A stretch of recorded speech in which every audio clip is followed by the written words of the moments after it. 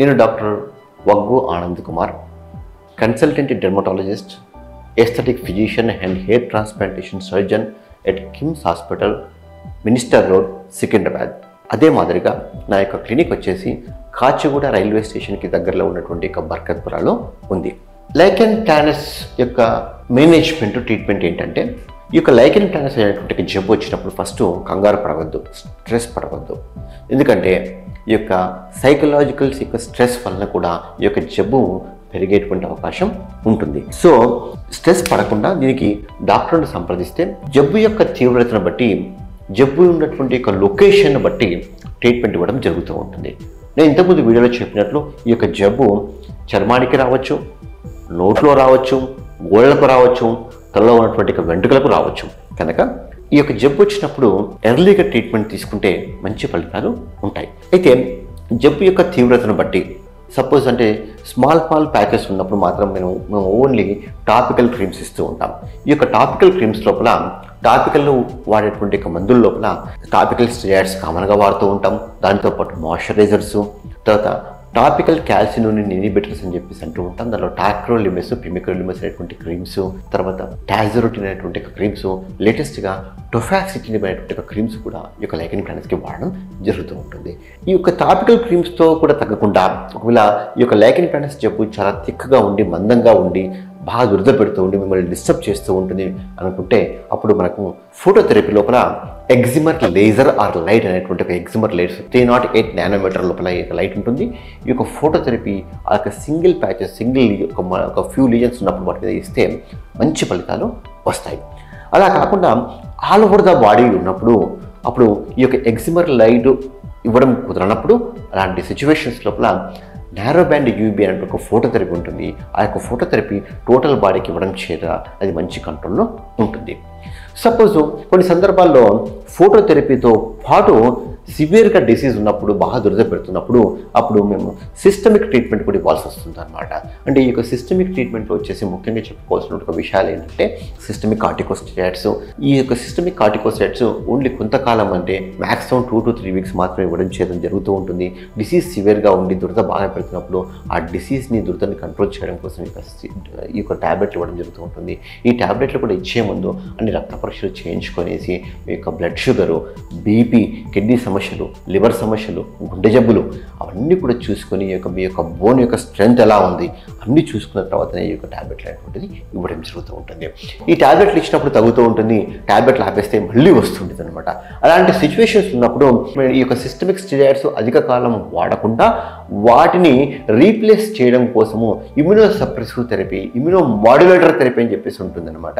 ఆ యొక్క immuno modulating agents వచ్చేసరికి మిథోట్రిక్సిట్ అనేటువంటి ట్యాబ్లెట్ కావచ్చు, అజాథయాప్రిన్, మైకోఫిన్లేట్ మోఫిటెల్, సైక్లోస్పోరిన్, కొన్ని సందర్భాల్లో టొఫాక్సిటిన్ అనేటువంటి ట్యాబ్లెట్ కూడా ఈ యొక్క లైకెన్ ప్లానస్లో ఇవ్వడం జరుగుతూ ఉంటుంది. అంటే ఈ యొక్క మెడికేషన్స్ అన్నీ కూడా మీ సొంతంగా స్వతహాగా కాకుండా ఒక డాక్టర్ గారి యొక్క డెర్మటాలజిస్ట్ యొక్క పర్యవేక్షణ లోపల రెగ్యులర్గా ఫాలోఅప్లో ఉండేసి రెగ్యులర్గా అవసరమైనటువంటి ఒక బ్లడ్ టెస్టులు చేయించుకుంటూ ఒక క్రమ పద్ధతి లోపల ఈ యొక్క మెడికేషన్స్ తీసుకుంటే మంచి ఫలితాలు వస్తాయి. అయితే ఈ యొక్క ట్రీట్మెంటే కాకుండా సపోజ్ మీకు ఏమైనా హెపటైటిస్ సి అనేటువంటి ఒక వైరస్ ఇన్ఫెక్షన్ ఉంటే ఆ వైరస్కు ట్రీట్మెంట్ తీసుకోవడం చేస్తూ ఉండాలి.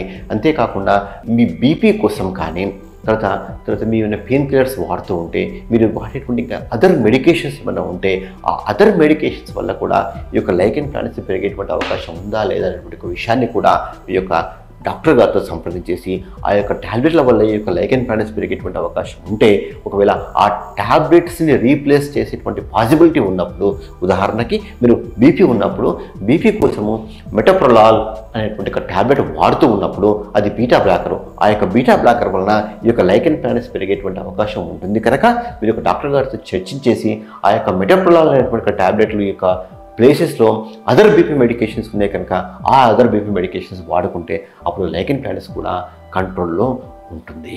ఇవే మెడిసిన్స్ కాకుండా కొన్ని సందర్భాల్లో నోట్లో వచ్చేటువంటి లైకెన్ ప్లానస్కి, దీన్ని ఓరల్ లైకెన్ ప్లానస్ అంటూ ఉంటాం, ఇది చాలా ఇబ్బంది పెడుతూ ఉంటుంది. ఎందుకంటే సరైనటువంటి ఫుడ్ తీసుకోవాలనుకున్నప్పుడు ముఖ్యంగా నాన్ వెజిటేరియన్ కానీ స్పైసీ ఫుడ్ కానీ మసాలాలు కానీ తీసుకోలేనటువంటి ఇబ్బంది, వాళ్ళ యొక్క క్వాలిటీ ఆఫ్ లైఫ్ బాగా తగ్గిపోతూ ఉంటుంది. వాళ్ళ ఒక రకమైనటువంటి డిప్రెషన్కి గురవుతూ ఉంటున్నారు అనమాట. ఎందుకంటే సరైనటువంటి ఫుడ్ ఎంజాయ్ చేయలేకపోతూ ఉంటారు. అలాంటి వాళ్ళు ఓరల్ లైకెన్ ప్లానెట్స్ ఉన్నప్పుడు వాళ్ళకి ఫస్ట్ టాపికల్ స్టెరాయిడ్స్ ఇస్తూ ఉంటాం. దాంతో కూడా తగ్గనప్పుడు టాక్రోలిమస్ కానీ పిమిక్రోలిమస్ కానీ ఇస్తూ ఉంటాం. దాంతో కూడా రెస్పాన్స్ కానప్పుడు సిస్టమిక్ మెడికేషన్స్లో వచ్చేసి ఈ యొక్క స్కిన్ లైకెన్ ప్లానెట్స్లో ఉన్నప్పుడు ఎసిథ్రెటిన్ కానీ అనే ఒక ట్యాబ్లెట్ ఉంటుంది, రెటినాయిడ్ అంటాం, అది బాగా పనిచేస్తుంది స్కిన్ లైకెన్ ప్లానెట్స్కి. అదే ఎసిథ్రెటిన్ అనేటువంటి ట్యాబ్లెట్ని దీని ఓరల్ లైకెన్ ప్లానెట్స్లో కూడా ఇవ్వడం జరుగుతూ ఉంటుంది అనమాట. అంటే అది ఇచ్చే ముందు మీ యొక్క లిపిడ్ ప్రొఫైల్ ఎలా ఉంది, లివర్ ఎలా ఉంది అవన్నీ చూసుకున్న తర్వాత ఇవ్వడం జరుగుతూ ఉంటుంది అనమాట.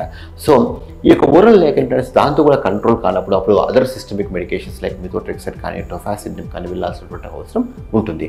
కొన్ని సందర్భాల్లో ఇంతకుముందు చెప్పినట్లు ఈ గోల్డ్కి వచ్చేటువంటి లైకెన్ ప్లానెట్స్కి కూడా డెఫినెట్గా మనకి సిస్టమిక్ థెరపీ ఇవ్వడం జరుగుతూ ఉంటుంది. లేకపోతే ఈ యొక్క గోల్డ్ యొక్క నేల్ మ్యాట్రిక్స్ అంటూ ఉంటాం, ఈ యొక్క మ్యాట్రిక్స్ లోపల కూడా ట్రామ్స్లలో అనేటువంటి ఇంజెక్షన్ ఇవ్వడం జరుగుతూ ఉంటుంది.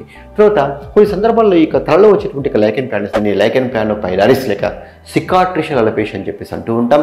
అలాంటి యొక్క వచ్చినప్పుడు దానికి టాపికల్ యొక్క లోషన్స్తో పాటు హైడ్రాక్సీ క్లోరోక్విన్ అనే ఒక ట్యాబ్లెట్ ఉంటుంది. ఆ యొక్క ట్యాబ్లెట్ కూడా ఇవ్వడం జరుగుతూ ఉంటుంది. ఈ యొక్క హైడ్రాక్సీ క్లోరోక్విన్తో పాటు ఆ క్లోరోక్విన్ ట్యాబ్లెట్తో కూడా సరిగా రెస్పాన్స్ లేనప్పుడు తక్కువ కాలం లోపల సిస్టమిక్ స్టెరాయిడ్స్ని దాంతో కూడా సరిగ్గా రెస్పాన్స్ లేనప్పుడు అదర్ ఇమ్యునోసప్రెసివ్ మెడిసిన్స్ అని ఇంతకుముందు చెప్పినట్లు మిథోట్రెక్సైడ్ కానీ అజాథియోప్రిన్ కానీ మైకోఫిల్లెంట్ కాఫిటిన్ కానీ లేటెస్ట్గా ఈ యొక్క టొఫాసిడిన్ అనే ఒక ట్యాబ్లెట్ కానీ కూడా ఈ యొక్క సికాట్రిషియల్ అలపేషియాకి ఇవ్వడం జరుగుతూ ఉంటుంది.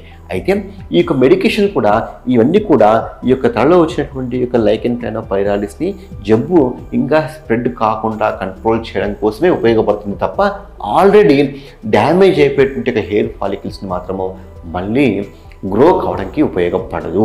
అలాంటి వాళ్ళలో ఒకవేళ డిసీజ్ స్టెబిలైజ్ అయిన తర్వాత అట్లీస్ట్ 2 సంవత్సరాల వరకు కొత్త ప్యాచెస్ రాకుండా ఉంటే అండ్ వాళ్ళలో ఆల్రెడీ ఎగ్జిస్టింగ్ ఉన్నటువంటి ప్యాచెస్ లోపల చూడడానికి కాస్మెటికల్లీ చాలా ఇబ్బందిగా ఉందనుకుంటే మాత్రం వాటిలో మనము హెయిర్ ట్రాన్స్ప్లాంటేషన్ చేయడం జరుగుతూ ఉంటుంది. హెయిర్ ట్రాన్స్ప్లాంటేషన్ చేసి మళ్ళీ డిసీజ్ పెరగకుండా మళ్ళీ వాటికి మెడికేషన్స్ అనేటువంటిది వాడుకోవాల్సినటువంటి అవసరం ఉంటుంది.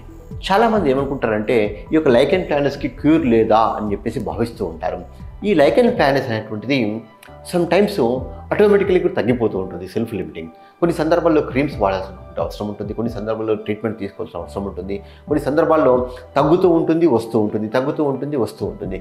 అందుకే మీ యొక్క తీవ్రతను బట్టి ఈ యొక్క జబ్బుకు ట్రీట్మెంట్ ఇవ్వడం జరుగుతూ ఉంటుంది.